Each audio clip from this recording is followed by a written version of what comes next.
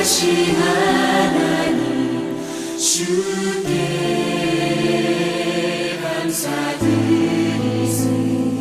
날 위해 이 땅에 오신 독생자 예수, 나의 왕과 뜻하게 주를 사랑합니다. 날 위해 이 땅에 오신 독생자 예수. 사랑하는 서민교회 성도 여러분, 안녕하십니까? 오늘도 하나님의 은혜의 보좌 앞으로 담대히 나오신 여러분들을 진심으로 환영합니다. 이제는 날씨가 점점 더워져서 밖에 나가보면 사람들의 옷차림이 점점 짧아지고 시원해지고 있는 것 같습니다. 지난 일요일 저녁에는 시민공원에 나가 산책을 하였는데 사람들이 구름대처럼 많이 모여 있었습니다. 알고 보니 시민공원 야외 특설 무대에서 정명훈 씨가 지휘하는 KBS 교향악단의 연주가 진행되고 있었습니다. 주위가 온통 초록으로 물든 야외에서 아름다운 음악을 들을 수 있어서 참으로 좋았던 것 같습니다.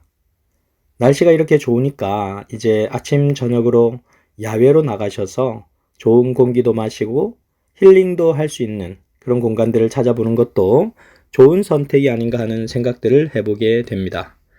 자, 이제 말씀으로 들어가 보도록 하겠습니다. 오늘 저녁에는 창세기 21장에 있는 내용을 중심으로 하나님의 말씀을 살펴보고자 합니다. 창세기 21장 1절에서 2절 말씀을 봉독하도록 하겠습니다. 여호와께서 말씀하신 대로 사라를 돌보셨고 여호와께서 말씀하신 대로 사라에게 행하셨으므로 사라가 임신하고 하나님이 말씀하신 시기가 되어 노년의 아브라함에게 아들을 낳으니. 이 성경 구절 가운데 가장 중요한 것은 여호와께서 말씀하신 대로라는 말씀입니다. 사람은 말과 행동이 다른 경우가 많습니다. 그래서 우리는 언행일치라는 말을 참 중요하게 생각합니다. 그런데 대한민국 정치인들을 보면 그들이 국회의원이나 대통령이 되기 전에는 유세를 하면서 갖가지 좋은 공약을 내걸지만 국회의원이나 대통령이 되고 난 이후에는 그 공약을 제대로 지키지 않는 경우가 참으로 많이 있습니다. 그러나 오늘 창세기 21장의 제일 첫 번째 내용은 여호와께서 말씀하신 대로 사라를 돌보셨고 여호와께서 말씀하신 대로 사라에게 행하셨다라는 말씀을 제일 우선적으로 기록하고 있습니다. 하나님께서는 그분께서 말씀하신 대로 반드시 그 일을 이루시는 분이시라는 것입니다. 창세기 21장 3절에서 4절 말씀은 다음과 같이 기록되어 있습니다. 아브라함이 그에게 태어난 아들 곧 사라가 자기에게 낳은 아들을 이름하여 이삭이라 하였고 그 아들 이삭이 난 지 8일 만에 그가 하나님이 명령하신 대로 할례를 행하였더라. 여기서도 또 강조되고 있는 말씀은 아브라함이 아들 이삭이 태어나고 나서 8일 만에 한 일에 대하여 기록하고 있습니다. 그가 하나님이 명하신 대로 할례를 행하였더라. 아브라함에게 있어서 가장 중요한 삶의 제1순위는 하나님께서 명령하신 대로였습니다. 아브라함이 하나님의 뜻을 준수하며 사는 것을 가장 중요한 삶의 1순위로 그 우선순위를 정해 놓은 것입니다. 이것은 오늘날 현대 문명 속에서 살아가는 우리들에게 은은하고 잔잔하게 들려오는 메시지가 됩니다. 그것은 오늘날 우리가 하나님을 믿으며 살아가지만 정말 우리는 하나님께서 말씀하신 대로 혹은 하나님께서 명령하신 대로 신앙생활을 하고 있는가라고 하는 것입니다. 나는 과연 지금 이 순간도 하나님께서 말씀하신 대로 살아가고 있는가? 저는 이 질문만이 사람의 신앙을 측정할 수 있는 유일한 기준이 된다고 생각합니다. 아브라함도 실수가 많고 부족한 사람이었지만 그는 하나님께서 말씀하신 시기와 타이밍을 생각하였고 하나님의 뜻이 그 타이밍에 이루어지는 것을 보고 믿음이 자라났습니다. 하나님께서 그분이 약속하신 대로 내 삶에 역사하시는구나. 이런 것을 깨달아 가면서 그는 하나님께서 말씀하신 대로의 삶을 형성하기 시작한 것입니다. 그러므로 믿음이 자라나려면 하나님께서 역사하시는 환경 속에서 하나님의 일하심을 더 많이 경험하는 것이 필요합니다. 그래야 믿음이 자라나고 하나님께서 말씀하신 대로 살아갈 수가 있는 것입니다. 여러분 한번 상상해 보십시오. 90세가 된 할머니가 아들을 낳아서 젖을 먹이는 장면을 여러분들께서는 상상이나 할 수 있겠습니까? 전혀 상상할 수 없는 일입니다. 그런데 그 일이 하나님의 능력으로 이루어진 것입니다. 창세기 21장 8절 말씀을 보시면 이렇게 기록되어 있습니다. 아이가 자라매 젖을 떼고 이삭이 젖을 떼는 날에 아브라함이 큰 잔치를 베풀었더라. 히브리인들은 보통 서너 살까지 젖을 먹인다고 합니다. 그때쯤 되어서야 좀 더 단단한 음식을 먹을 수 있고 또 먹은 음식을 잘 소화를 시킬 수 있기 때문입니다. 그래서 히브리인들은 태어난 아이가 그 시기를 지났을 때 사람들을 초청해서 잔치를 연다고 합니다. 그래서 아브라함도 그런 히브리인들의 관념에 따라 큰 잔치를 베풀게 되었던 것입니다. 그런데 아브라함의 가정의 가장 큰 문제는 이스마엘이었습니다.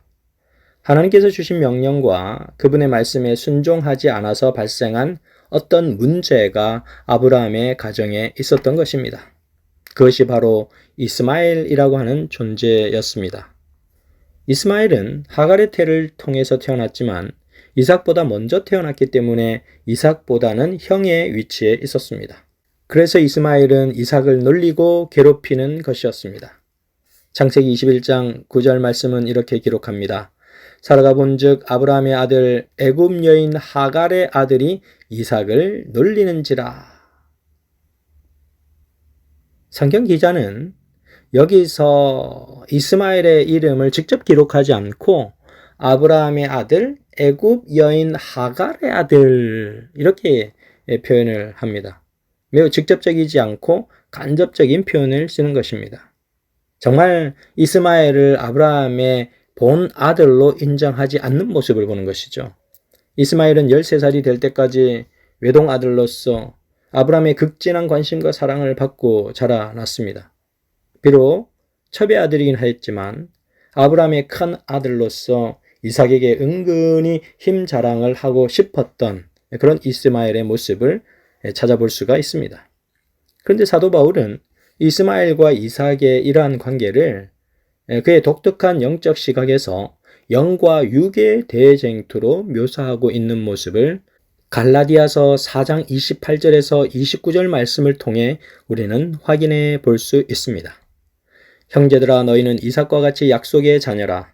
그러나 그때 육체를 따라 난 자가 성령을 따라 난 자를 박해한 것 같이 이제도 그러하도다.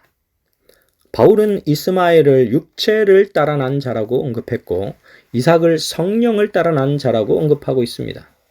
그는 이스마엘이 약속의 자녀 이삭을 박해했다라고 언급하고 있습니다. 이스마엘과 이삭이 놀고 있던 자리에 사라가 있었는데 사라는 이스마엘이 이삭을 놀리는 것을 목격하고 아주 단호하게 대처하는 모습을 보여줍니다. 창세기 21장 10절 말씀입니다. 그가 아브라함에게 이르되 이 여종과 그 아들을 내쫓으라. 이 종의 아들은 내 아들 이삭과 함께 기업을 얻지 못하리라. 사라가 아주 냉정하게 폭탄 선언을 한 것입니다. 그의 여종 하갈과 그의 아들 이스마엘을 아예 그의 집에서 쫓아내고자 한 것입니다. 이 말을 들은 아브라함의 마음은 어땠을까요? 정말 골치가 아팠을 것입니다. 왜냐하면 이스마엘이 태어나도록 권유하고 유도했던 것은 사실 아브라함이 아니었고 사라였기 때문이었습니다. 아내 사라가 하나님의 약속을 기다리지 못하고 인간적인 계산을 하여서 이스마엘을 낳도록 종용하였던 것인데 이제는 그를 쫓아내라고 사라가 얘기하고 있는 것입니다. 인간적으로 보면 참 비정한 것처럼 보이는 것입니다. 창세기 21장 11절은 아브라함이 어떻게 해야 할 것인지를 매우 고민하고 있는 모습을 묘사하고 있습니다. 아브라함이 그의 아들로 말미암아 그 일이 매우 근심이 되었더니. 아브라함은 단순히 애비로서의 정 때문에 우유부단한 모습을 보이며 근심하고 있었던 것은 아닙니다. 창세기 11장에서 하나님께서 할례를 행하라고 명령하셨을 때 아브라함은 이스마엘에게도 할례를 행하였습니다. 그때 아브라함이 이스마엘에게 어떤 마음을 가지고 할례를 행하였을까요? 비록 이스마엘이 서자이기는 하지만 하나님의 은혜로 그 아들이 믿음의 자녀로 성장하기를 바랬을 것입니다. 그런데 지금 이스마엘을 내쫓게 되면 그 아들이 결코 믿음의 자녀로 성장할 수 없을 것 같은 생각이 들었을 것입니다. 바로 그때 하나님께서 개입하셨습니다. 창세기 21장 12절 말씀입니다. 하나님이 아브라함에게 이르시되 내 아이나 내 여종으로 말미암아 근심하지 말고 사라가 내게 이른 말을 다 들으라. 이삭에게서 나는 자라야 내 씨라 부를 것임이니라. 하나님은 아브라함이 명확한 판단을 할 수 있도록 그에게 말씀해 주셨습니다. 이삭에게서 나는 자라야 내 씨라 부를 것임이니라. 이 말은 아브라함에게 주셨던 축복을 이어갈 사람은 이삭이라는 것입니다. 아브라함은 자신이 완벽하지는 못했지만 일단 하나님의 명령과 그분의 말씀이 있고 난 다음에는 더 이상 자신의 주장을 펼치지 않고 철저하게 하나님의 말씀에 순종합니다. 그리고 아브라함이 하나님께 순종할 때는 매우 재빠른 모습으로 행동하는 것을 보여줍니다. 창세기 21장 14절 말씀입니다. 아브라함이 아침에 일찍이 일어나 떡과 물 한 가죽 부대를 가져다가 하갈의 어깨에 메워주고 그 아이를 데리고 가게 하니 하갈이 나가서 브엘세바 광야에서 방황하더니. 아브라함은 아침 일찍 일어나서 하갈과 이스마엘에게 먹을 것을 주면서 자신의 집에서 이제 나가도록 종용하였습니다. 아브라함에게는 참으로 아프고 힘든 결정이었을 것입니다. 그러나 영적인 결정은 아주 단호하게 해야 하는 것입니다. 감정에 동요되어서 하나님의 뜻을 거스릴 수는 없는 것이었기 때문입니다. 이제 창세기 21장 23절로 가보시면 이삭과 이스마엘의 갈등 문제가 정리되고 난 이후에 아비멜렉과 군대장관 비골이 아브라함을 찾아왔습니다. 블레셋 왕 아비멜렉이 가만히 보니까 아브라함의 존재감이 무시할 수 없을 정도로 그 근방에서 매우 커지고 있는 모습을 지켜보게 된 것입니다. 그래서 그는 아브라함이 더 크고 강력한 나라를 만들기 전에 그와 하친 조약을 맺고자 하는 모습을 보이는 것입니다. 그런즉 너는 나와 내 아들과 내 손자에게 거짓되이 행하지 아니하기를 이제 여기서 하나님을 가리켜 내게 맹세하라. 내가 내게 후대한 대로 너도 나와 내게 머무는 이 땅에 행할 것이니라. 이번에는 아비멜렉 왕이 먼저 찾아와서 아브라함에게 손을 내밀고 있는 모습을 우리에게 보여줍니다. 이것은 참으로 이해하기 힘든 상황이지만 하나님을 전적으로 신뢰하고 그분의 말씀에 순종하며 살아가는 믿음의 백성에게 하나님은 선한 영향력과 능력을 부여해 주신다는 것을 확인하게 되는 대목이기도 합니다. 아브라함은 이때 아비멜렉에게 예전에 아비멜렉의 종들이 와서 아브라함의 운물을 빼앗았던 일을 언급하면서 아비멜렉을 책망합니다. 그때 아비멜렉은 그런 사건에 대해서 나는 전혀 보고를 듣지 못했다고 하면서 아브라함에게 양해를 구합니다. 그리고 나서 아브라함은 아비멜렉과 서로 조약을 맺습니다. 창세기 21장 27절입니다. 아브라함이 양과 소를 가져다가 아비멜렉에게 주고 두 사람이 서로 언약을 세우니라.